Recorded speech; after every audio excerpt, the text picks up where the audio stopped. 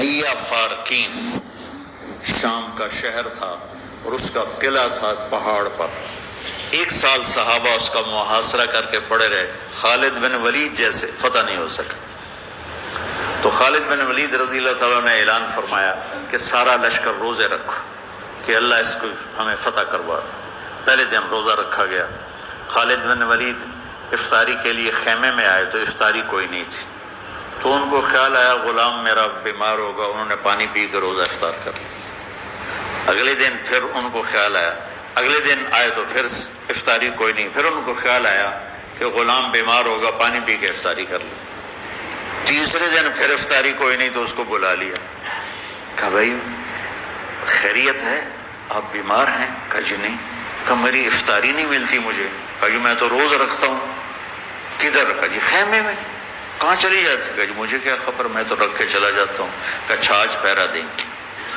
تو جب اس نے لا کے افطاری رکھی اور یہ ایک طرف چھپ کے بیٹھ گئے تو ایک کتا آیا اور خیمے کے پیچھے سے وہ گھسا اور وہ جو روٹی پڑی تو اس کو منہ میں ڈالا اور بھاگ پڑا.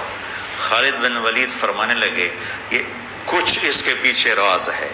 انہوں نے کتے کے پیچھے دوڑ لگا دی اور کتا آگے آگے, خالد بن ولید پیچھے پیچھے. تو وہ کتا ایک ندی سی تھوڑا تھوڑا پانی والی ندی میں گھسا, وہ بھی گھسے. آگے ایک چھوٹا سا سوراخ تھا, اس میں گھس گیا.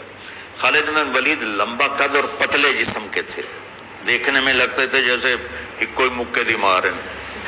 لیکن انہوں نے پہاڑوں کو راستے سے ہٹا دیا. سیف اللہ, اللہ کی تلوار.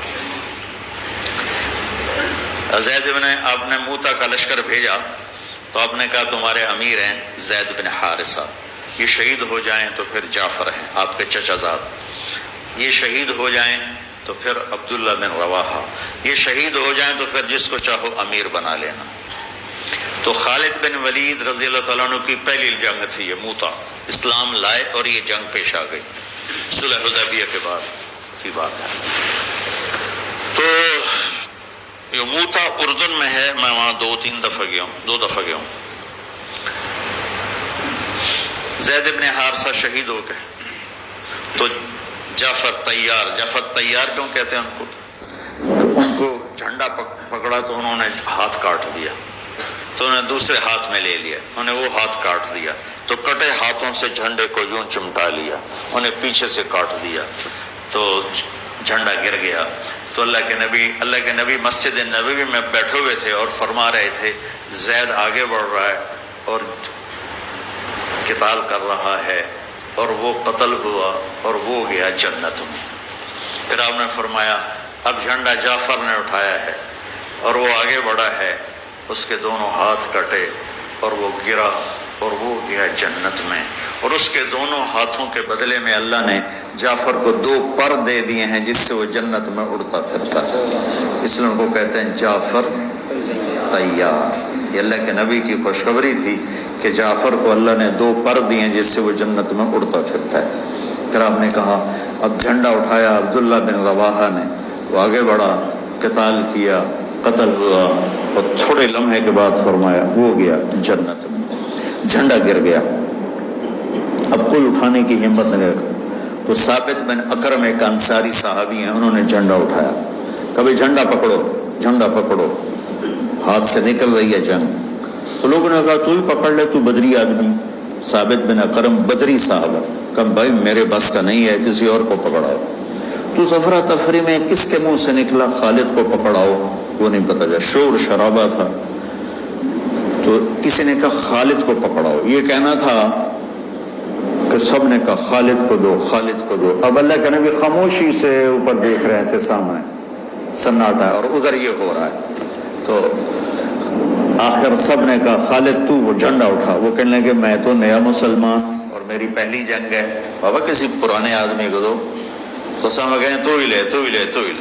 تو خالد نے ایک ہاتھ میں جھنڈا پکڑ کے دوسرے ہاتھ سے جب یوں تلوار لہرائی نا تو میرے نبی نے فرمایا اللہ نے اپنی تلواروں میں سے ایک تلوار کو نکال لیا ہے.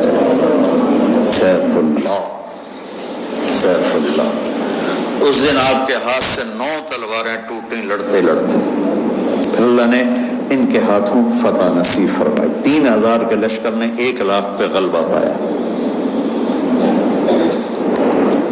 پانی پڑھو۔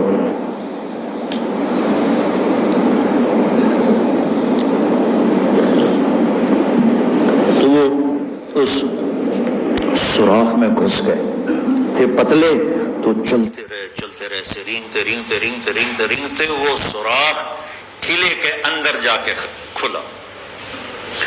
اللہ نے روزے کی برکت سے ایک کتے کے ذریعے سے راستہ دکھا دی۔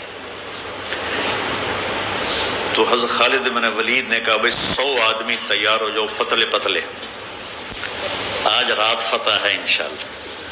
تو ان کو لے کے گھسے، صرف 88 اندر جا سکے، 12 ذرا تھوڑے سے ہیوی تھے وہ نہیں گھس سکے، تو 88 آدمیوں کو لے کر وہ اس سوراخ میں سے رینگتے ہوئے قلعے میں داخل ہوئے اور جا کے حملہ کیا، اور اللہ نے دروازہ کھول دیا، اللہ نے فتح نصیب فرمائی۔